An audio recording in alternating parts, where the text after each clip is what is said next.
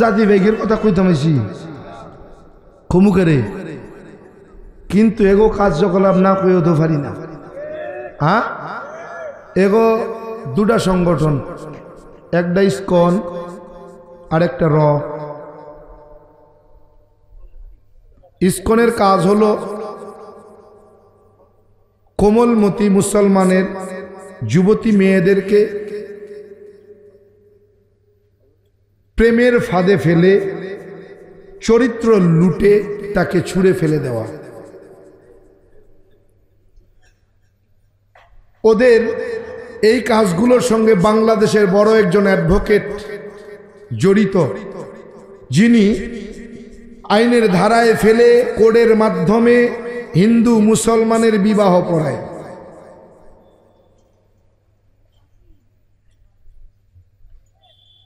ইতপূর্বে এরকম ঘটনা অনেক ঘটেছে, এগুলোর নজির এই দেশে আছে। আমার জানা মতে, আমি যতটুকু জানি, এই ইসকনের সদস্যরা খুব তৎপর। কোমলমতি মুসলমানের যুবতী মেয়েদেরকে তারা প্রেমের ফাঁদে ফেলে বিয়ের প্রলোভন দেখিয়ে তাদের চরিত্র নষ্ট করে তাদেরকে ছুঁড়ে ফেলে দেয়। এরকম একটা দুইটা ঘটনা নয়, আমার কাছে অনেক ঘটনার দলিল আছে। অনেক আমার কাছে বলছে ফোন করে যে হুজুর এখন উপায় কি, এর থেকে বেরোনোর কোনো রাস্তা আছে কি। এরকম সংগঠন কাজ করতেছে। এই ইসকন নামক যেই সন্ত্রাসী সংগঠন, জঙ্গি সংগঠন বাংলাদেশে তৎপরতা চালাচ্ছে, বাংলাদেশকে তারা দাঙ্গায় পরিণত করতে চাচ্ছে। এই ইসকন যে একটা জঙ্গি সংগঠন, একটা সন্ত্রাসী সংগঠন, তার প্রমাণ তারা চট্টগ্রামে রাষ্ট্রীয় পতাকা, বাংলাদেশের রাষ্ট্রীয় পতাকার উপরে ইসকনের পতাকা উড়িয়ে প্রমাণ করে দিয়েছে। তারা বাংলাদেশে নতুন করে দাঙ্গা লাগাতে চায়, তারা দাঙ্গা লাগাতে চায়। আর আমরা যখন কথা বলি তখন বলে মুসলমান হলো অসাম্প্রদায়িক, এরা দাঙ্গা সৃষ্টি করার জন্যই আমাদেরকে কি কথা বলে না কেন, মুসলমান নাকি অসাম্প্রদায়িক জাতি। আরে মুসলমান যদি অসাম্প্রদায়িকই হতো, তোরা যখন ভারতের জমিনে আমার কলিজার মধ্যে রক্তক্ষরণ করেছিলে, যখন তোমরা বাবরি মসজিদ ভেঙে দিয়েছিলে, রাম মন্দির বানিয়েছিলে, ওই সময় বাংলার জমিনে একটা মন্দিরও থাকতো না। কিন্তু না, মুসলমান সাম্প্রদায়িক জাতি। ইসলাম একটা শান্তির জীবন বিধান, যেই ইসলামের ছায়াতলে কোনো শান্তি সৃষ্টি হয় না, কোনো শান্তি হয় না। ইসলাম শান্তি, এমন শান্তি, এমন শান্তির জীবন বিধান, ইসলামের ছায়াতলে যেই আসবে সেই নিরাপদ হয়ে যাবে। বাবরি মসজিদ ভেঙেছে কেন? বলে ওখানে কি ছিল? রাম মন্দির, রামের মূর্তি পাওয়া গেছে। ইতিহাস জানো না, শুনো। এই ইতিহাস চোখের সামনে ঘটা ইতিহাস কাকে বলে শোনো। বাবরি মসজিদের নিচে রাম মন্দির তুমি পেয়েছো না? পেয়েছো রাম মন্দির? বাবরি মসজিদ স্থাপিত হয়েছে 1524 খ্রিস্টাব্দে। কত? 1500। ভালো করে মেমোরির মধ্যে গেঁথে নেন বাবরি মসজিদের ইতিহাস। বাবরি মসজিদ স্থাপিত হয়েছে 1524 খ্রিস্টাব্দে। বাল্মীকি মুনি রামায়ণ লিখেছে। এখনো ভগবান রামচন্দ্রের জন্ম হয়নি, মন্দির তো পরের কথা। ভগবান রামচন্দ্রের এখনো জন্ম হয়নি। বাল্মীকি মুনি রামায়ণ লিখেছে 1577 খ্রিস্টাব্দে। কতদিন? বাবরি মসজিদের আগে না পরে? বাবরি মসজিদের আগে না পরে? বাবরি মসজিদ স্থাপিত হলো 1524-এ, আর রামায়ণ লিখা হলো 1577-এ। তার মানে এখানে এখনো কতদিন গ্যাপ? এখনো ভগবানের জন্ম হয়নি। এরপরে ভগবানের জন্ম। অথচ তারা বলল কি, বাবরি মসজিদের নিচে রাম মন্দির পাওয়া গেছে। বাবরি মসজিদ তোমার ভগবানের সৃষ্টিরও, ভগবানের জন্মেরও প্রায় 50 বছর আগে, প্রায় 50 বছর আগে। তুমি 50 বছর আগের বাবরি মসজিদের নিচে রাম মন্দির পেলে, এই রাম মন্দিরটা কে রেখেছিল? তোমার বাপ। হ্যাঁ, এই রাম মন্দির কে রেখেছিল? তোমার বাপ।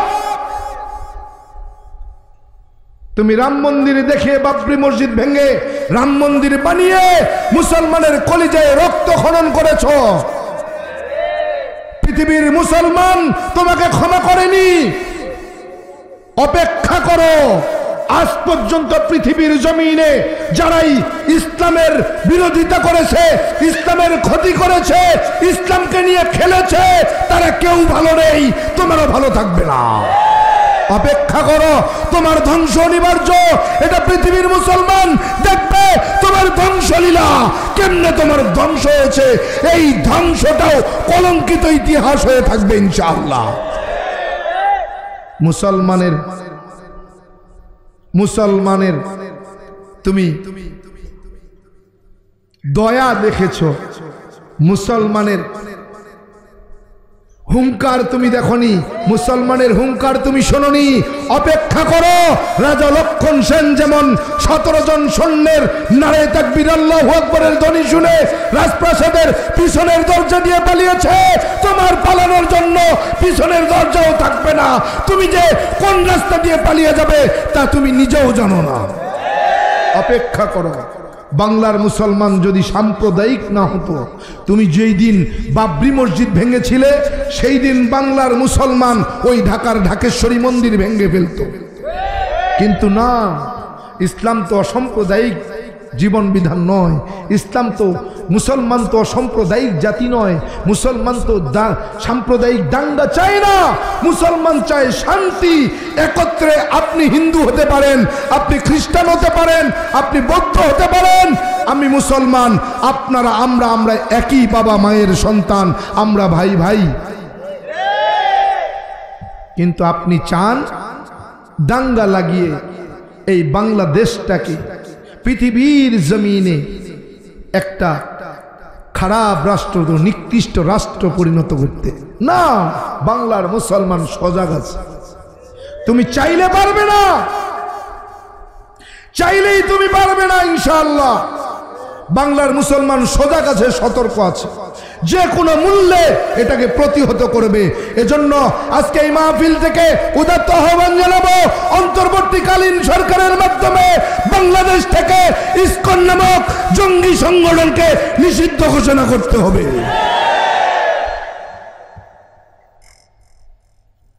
হাজিরিন, আল্লাহ তাআলা বলতেছেন, গোলাম আমি তোমাকে দুনিয়ার জমিনে এমনি পাঠাই নাই। তুমি কি ভেবেছো আমি তোমাকে অনর্থক দুনিয়ার জমিনে পাঠাইছি? বলেন না, না। আল্লাহ অন্য আয়াতের মধ্যে বলেন, আফা হাসিবতুম আন্নামা খলাকনাকুম আবাসা ওয়া আন্নাকুম ইলাইনা ওয়া আন্নাকুম ইলাইনা লা তুরজাউন। আল্লাহ তাআলা জানায়া দেয়, গোলাম দুনিয়ার জমিনে তুমি কি ভেবেছো আমি আল্লাহ তাআলা তোমাকে অনর্থক বানাইছি? না, না। তুমি কি ভেবেছ আমি আল্লাহর দরবারে হাজির হবে? না, না, না। আমি আল্লাহ তাআলা তোমাকে অনর্থক বানাই নাই।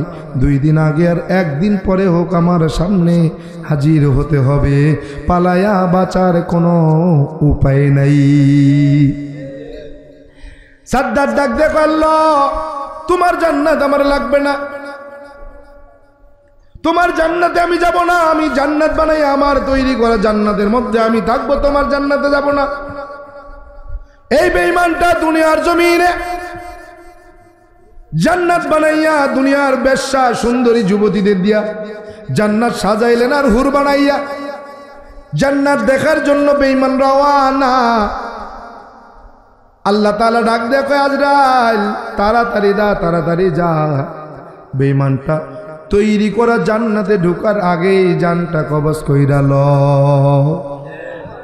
এ বেঈমান সাদ্দাত ঘোড়ার পিঠে সওয়ার হয়ে রওয়ানা।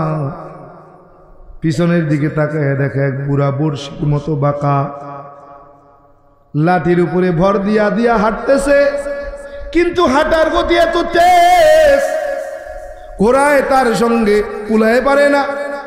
ঘোড়ার যত গতি বাড়ে বুড়ার হাঁটার গতিও তত বেড়ে যায়। সাদ্দাত ঘোড়ারে আঘাত করে, চাবুক দিয়ে আঘাত করে, ঘোড়া দৌড়ায়। ঘোড়ার দৌড়ানোর গতি যত বেড়ে যায় বুড়ার হাঁটার গতি তত বেড়ে যায়। এক পর্যায়ে বেঈমান সাদ্দাত জান্নাতের দরজার সামনে দাঁড়াইছে, এখনো ঘোড়ার থেকে নামে নাই। ওই অসুস্থ রোগাইতে বুড়া লাঠিতে ভর দিয়া দিয়া জান্নাতের দরজার সামনে যায় দাঁড়ায় গেছে। সাদ্দাত ডাক দেয়া করে, বুড়া কে তুমি, কি তোমার পরিচয়? দেখলাম তুমি লাঠিতে ভর দিয়া দিয়া আমার পিছে পিছে আসতেছিলা, আমার ঘোড়ার এত তেজি ঘোড়ার সঙ্গে পাল্লা দিয়া আমার জান্নাতের সামনে দাঁড়াইলা, কে তুমি, কি তোমার পরিচয় বলো? আজরাইল ডাক দেয়া কয়, সাদ্দাত তেমন কোনো পরিচয় আমার দেওয়ার মতো নাই, তবে একটা পরিচয় আছে, আমি আল্লাহ পাকের ফেরেশতা গোলাম, আমার নাম আজরাইল। সাদ্দাত ডাক দেয়া কয়, ভাই আজরাইল কি জন্য আমার জান্নাতের দরজা আটকায় রাখছো বলো, কেন তুমি আসলা, কি জন্য তুমি আসছো? সাদ্দাত বলতেছে, আজরাইল ডাক দেয়া বলে, সাদ্দাত রে, আমার তো এরকম ঘুরে বেড়ানোর মতো কোনো সুযোগ নাই, সময় নাই, তবে আমি যদি কারো সামনে একবার হাত দাঁড়ায়া যাই, জান কবজ করা ছাড়া আমার আর অন্য কোনো কাজ নাই। সাদ্দাত ডাক দেয়া কয়, ভাই আজরাইল বুঝছি জান কবজ করার জন্য আসছো, তবে ভাই তোমার কাছে এতটুকু অনুরোধ, এত আশা নিয়া এত সুন্দর কইরা জান্নাত বানাইছি আর সাজাইছি, আজরাইল এই দরজার এই পাশ দিয়ে ঢুকবো, জান্নাতটা ঘুরে দরজার সামনে এসে দাঁড়াবো, জান কবজ করবা, এতটুকু সময় তুমি আমার একটু ভিক্ষা দিয়া দাও।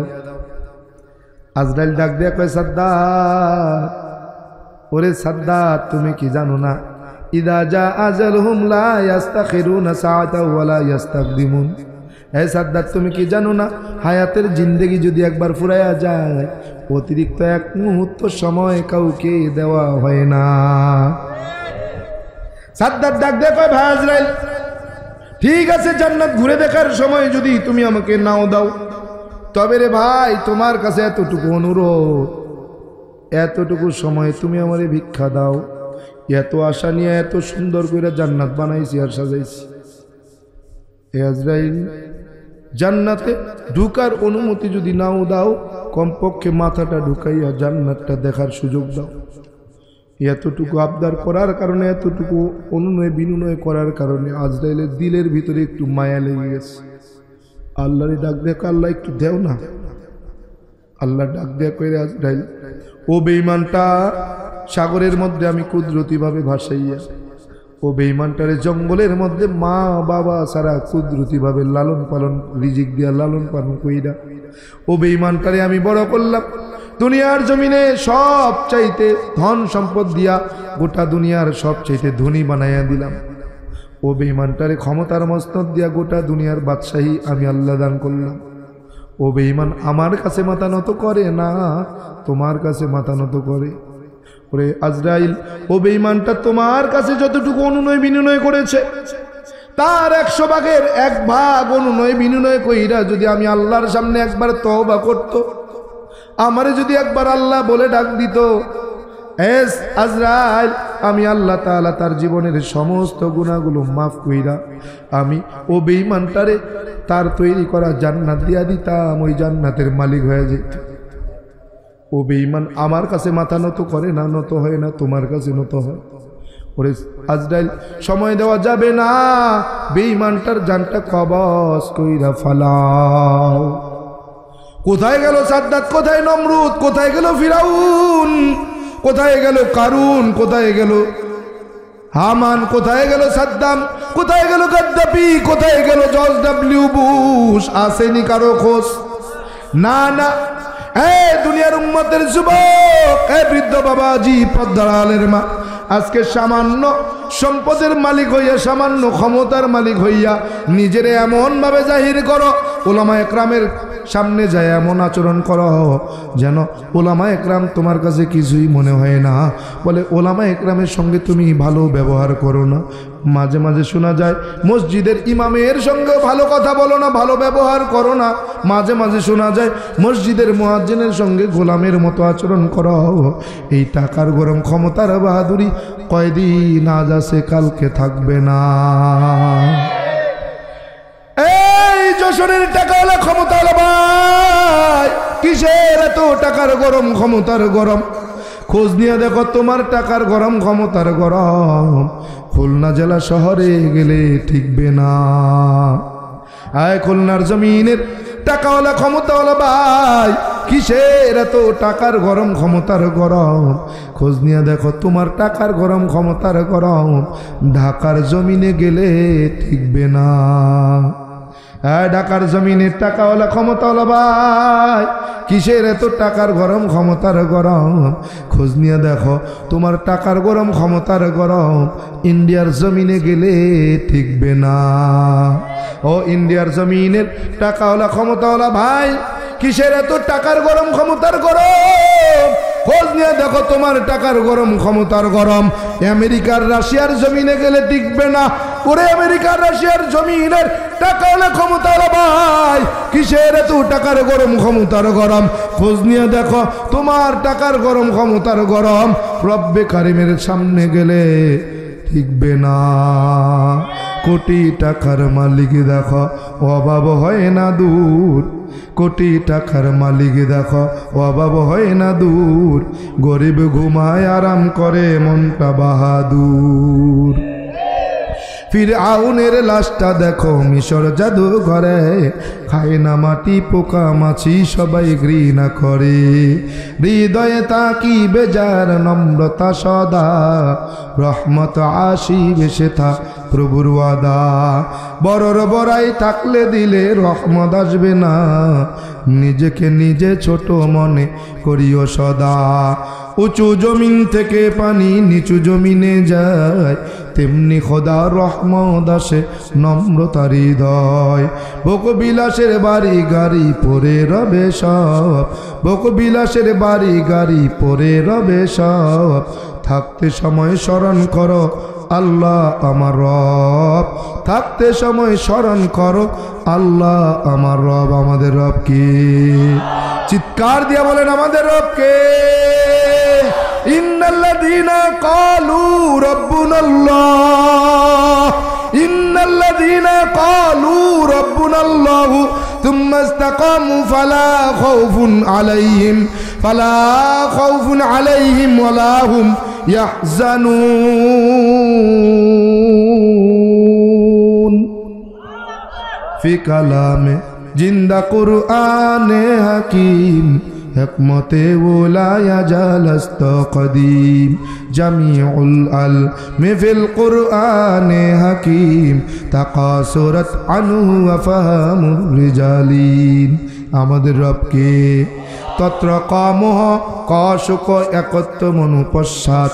হিন্দুরা তাদের ধর্মগ্রন্থের মধ্যে জানায়া দেয়, ও দুনিয়ার হিন্দু মানুষ শুনে নাও, দুনিয়ার জমিনে যদি তুমি শান্তি পেতে চাও তত্র কামহ, আর তত্র কামহ কশুক, আর পরকালের জিন্দেগিতে যদি মুক্তি পেতে চাও 12 মাসে 13 জন খোদা, 33 কোটি দেবদেবী তুলসীর গাছের তলায় 64 কোটি ভগবান সার, একত্ব মনুপশ্চাৎ সৃষ্টিকর্তা এক আল্লাহকে মানো। সৃষ্টিকর্তা কয়জন? 12 মাসে 13 জন, 33 কোটি দেবদেবী, তুলসীর গাছের তলায় 64 কোটি ভগবান। না না না, সৃষ্টিকর্তা কয়জন? ইন্নাল্লাযীনা ক্বালু রাব্বুনাল্লাহ, নিশ্চয় যারা আমি আল্লাহকে রব বলে মেনে নিতে পারবে, সুম্মা ইসতাকামু ফালা খাউফুন, দুনিয়ার জমিনে তার না সে কোনো ভয়, ওয়ালা হুম ইয়াহজানুন, আর হাসরের ময়দানে আখিরাতে না সে তার কোনো চিন্তা। হিন্দুরাও বলে দুনিয়াতে শান্তি আর পরকালে মুক্তি পাওয়ার একটাই রাস্তা, 12 মাসে 13 জন নয়, 33 কোটি দেবদেবী নয়, তুলসীর গাছের তলায় 64 কোটি ভগবান নয়, সৃষ্টিকর্তা এক আল্লাহকে মেনে নাও। সৃষ্টিকর্তা কয়জন? একমে বা দ্বিতীয়ম। সৃষ্টিকর্তা কয়জন? একম এবং অদ্বৈতম। সৃষ্টিকর্তা কয়জন? একম ব্রহ্মা দ্বৈত নাস্তি নহিনা নাস্তি কিঞ্চন। বলে সৃষ্টিকর্তা একমে বা দ্বিতীয়ম, বলে আমি সৃষ্টিকর্তা এক অদ্বিতীয়। একম এবং অদ্বৈতম, বলে আমি সৃষ্টিকর্তা কারো মুখাপেক্ষী নই, বরং সমস্ত সৃষ্টি জগৎ আমার মুখাপেক্ষী। একম ব্রহ্মা দ্বৈত নাস্তি নহিনা নাস্তি কিঞ্চন, বলে আমি সৃষ্টিকর্তা খাই না ঘুমাই না, স্ত্রীও নাই সন্তানও নাই। আল্লাহ তাআলা জানায়া দেন, কুল হে নবী জানায়া দেন, বলে দেন হু আল্লাহু আহাদ, আমি আল্লাহ এক অদ্বিতীয়। আল্লাহুস সামাদ, আমি কারো মুখাপেক্ষী নই, বরং সমস্ত সৃষ্টি জগৎ আমার মুখাপেক্ষী। লাম ইয়ালিদ ওয়ালাম ইউলাদ, আমি জন্ম দেই নাই, জন্মগ্রহণও করি নাই। ওয়ালাম ইয়াকুল্লাহু কুফুয়ান আহাদ, আমি খাই না ঘুমাই না, স্ত্রীও নাই সন্তানও নাই। ঠিক কি না? এরে গোলাম, এমনি এমনি মুসলমান হই নাই রে। মুসলমান হয়েছি এমনি এমনি হই নাই। বাপসো গরুর গোশত খাওয়ার লোভে বোধহয় মুসলমান? না না না না না, গরুর গোশত খাওয়ার জন্য এখন মুসলমান হওয়ার প্রয়োজন হয় না। বাংলাদেশের অনেক দাদা কাকা জেঠারা গোপনে গোপনে গরুর গোশত খায়। ঠাকুরগাঁয়ের প্রসিদ্ধ ব্রাহ্মণ পরিবারে জন্ম আমার। 12 মাসে 13 পূজা, 33 কোটি দেবদেবী, তুলসীর গাছের তলায় 64 কোটি ভগবান।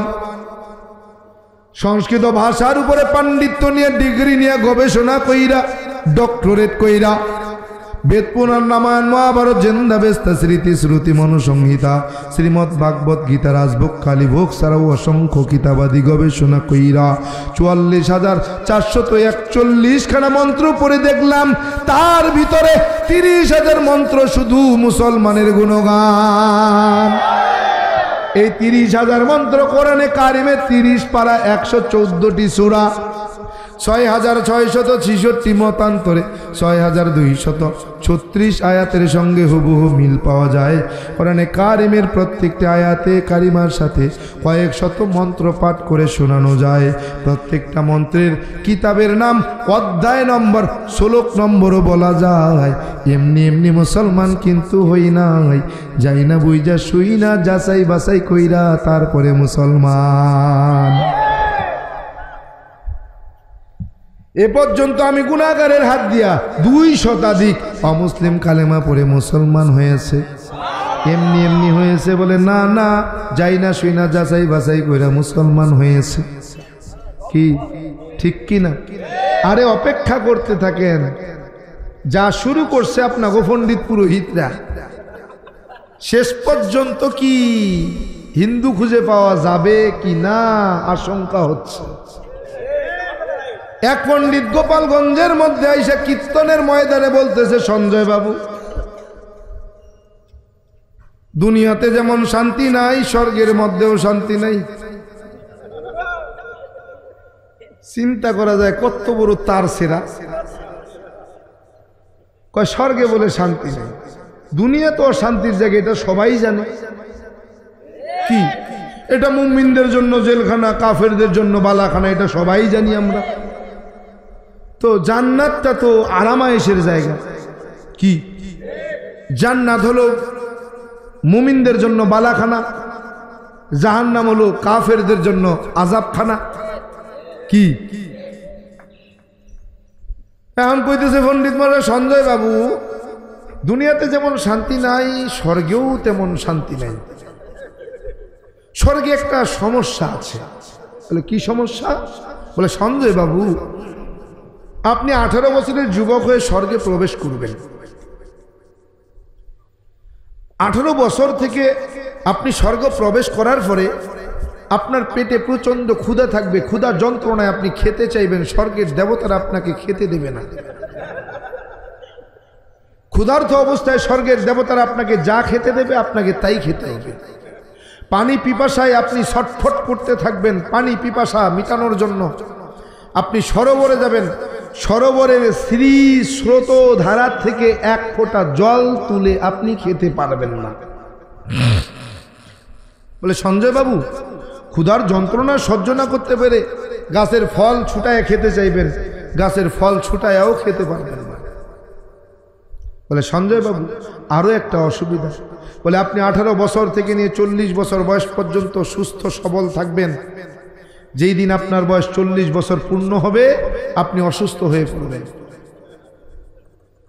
বলে সঞ্জয় বাবু, অসুস্থ হয়ে বেশি দিন কিন্তু আর স্বর্গে থাকতে পারবেন না, 10,000 বছর পূর্ণ হয়ে গেলে আপনি মারা যাবেন।